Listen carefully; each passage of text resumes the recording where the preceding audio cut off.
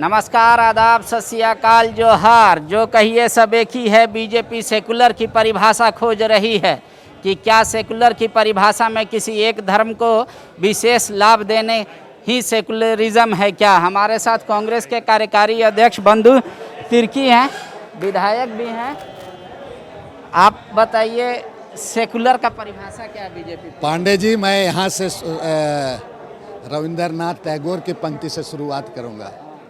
रघुपति राघव राजा राम, पतित पावन सीताराम, ईश्वर अल्लाह तेरे नाम, सबको सन्मति दे भगवान। भाजपा वालों को सन्मति दे भगवान। हम इसलिए इस बात को कह रहे हैं, ये कोई नई चीज़ स्पीकर के द्वारा नहीं की गई है। पुरानी जो व्यवस्था है पूर्व में, और ये व्यवस्था आपका बिहार में के विधानसभा में भी है, ये व्यवस्था आपका बंगाल में भी है, और यहाँ जो आपके भाजपा के शासनकाल में भी ये व्यवस्था रही थी। ये सारी चीज़ें हैं पूरे। तो ये संचिका में भी सब चीज़ है। संचिका मरती नहीं, संचिका जिंदा है। तो इस तरह से उसी व्यवस्था को किया गया था। अब इसको इनके द्वारा जो, चूँकि इनके पास तो मुद्दा को इनको पकड़ना तो आता नहीं है। इतने सारे मुद्दे हैं, रोजगार का मामला, किसान का मुद्दा, और सड़क में जो पब्लिक को, जनता को दिखाने के लिए जो मुद्दा को उठाते हैं, लेकिन सदन में उन मुद्दों को नहीं उठाते। अभी ये लोग क्या कहते हैं कि हमने कार्य स्थगन का इसका दिया था।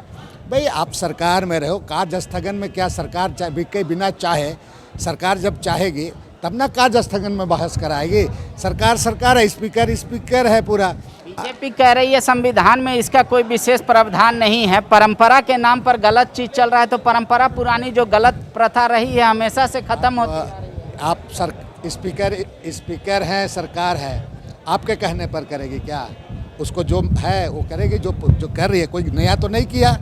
इसमें आपको इतना मिर्ची क्यों लग रही है? बीजेपी कह रहा है अब हर एक धर्म के अलग अलग के लिए, क्रिश्चियन के लिए, जैन के लिए, सिख के लिए, हिंदू के लिए अलग अलग रूम है। नहीं, देखिए, ये सब कोई बहस का विषय नहीं है। सवाल उठता है कि सदन की गरिमा को ध्यान में रखते हुए, आसन का गरिमा को ध्यान में रखते हुए, राज्य में बहुत सारे मुद्दे हैं। छात्र छात्राओं का मुद्दा है, बेरोजगारों का मुद्दा है, पलायन विस्थापन का मुद्दा है, फॉरेस्ट, बहुत सारे मुद्दे हैं यहाँ पर। इन मुद्दों पर चर्चा होनी चाहिए समय, जिस समय में भी।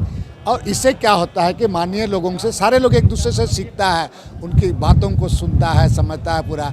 अब इस तरह से सदन में अगर आप इस तरह से बनाएंगे, कहीं पर कीर्तन करेंगे, कहीं करेंगे, तो ठीक है, तब कीर्तन करते रहिए, उसमें क्या होगा इस पर। भाई, सदन में आप एक बाहर में आप जनता को दिखाने के लिए हम ये समस्या वो समस्या, अब सदन में रखना। आज महत्वपूर्ण दिन था, माननीय मुख्यमंत्री जी का प्रश्नकाल था पूरा। कई एक महत्वपूर्ण सवाल थे, तारांकित प्रश्न थे, आपके साथ में आपका अल्पसूचित थे।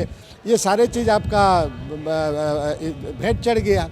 तो इस चीज़ों को रखा जाता पूरा। आप ही लोग नियोजन के बारे, भाषा वगैरह का कहे, मुख्यमंत्री जी नियोजन नीति बनाए, तो कुछ उस पर अगर आंशिक संगतियाँ हैं तो कुछ सुझाव देते। सरकार उसको निश्चित रूप से, आपका अच्छा सुझाव होता तो उसको अंगीकार करती, स्वीकार करती। कांग्रेस इन मुद्दे को उठाएगी। बेरोजगारी का मुद्दा हुआ, नियोजन का मुद्दा हुआ, विस्थापन का मुद्दा। तो लगातार नियोजन का मुद्दा को हमारे जो कांग्रेस पार्टी, इस पर शुरू से ही हमारे प्रभारी आए थे भी, और नियोजन ऐसे मुद्दा को इसको पूरा जोरदार तरीके से उठाए। विस्थापन सदन के अंदर, सदन के मामले में, सदन में बिल्कुल जहाँ पर ज़रूरत होगा उस चीज़ों को तो उठाया ही जाएगा ना। लेकिन हम सरकार में हैं, तो सरकार में रहकर हमको अपना दायरा को समझते, सरकार को नियोजन के दिशा में आगे बढ़ने के लिए जल्द से जल्द सरकार कार्रवाई करे। इस पर हम उसको प्रेशर बनाएंगे, उसको सलाह देंगे, यही ना होगा। धन्यवाद। तो बंधु तिर्की कह रहे हैं कि सद्बुद्धि दे भगवान भाजपा को, क्यों भजन कीर्तन कर रहे हैं। बोले जनता का बहुत विशेष महत्व टाइम चला गया, इसी वजह से कह रहे हैं कि ऐसा कुछ नहीं है। पुरानी परंपरा को नई परंपरा नहीं बताई जाए। जो पूर्व में होता था वही हो रहा है। जनता के मुद्दों को उठाएं, तब जाकर जनता का भला होगा। विवेकानंद विद्या मंदिर स्कूल एक CBSE affiliated English medium coed school है। हम शिक्षा के साथ संस्कार देते हैं। thefollowup.in. Like, share and subscribe.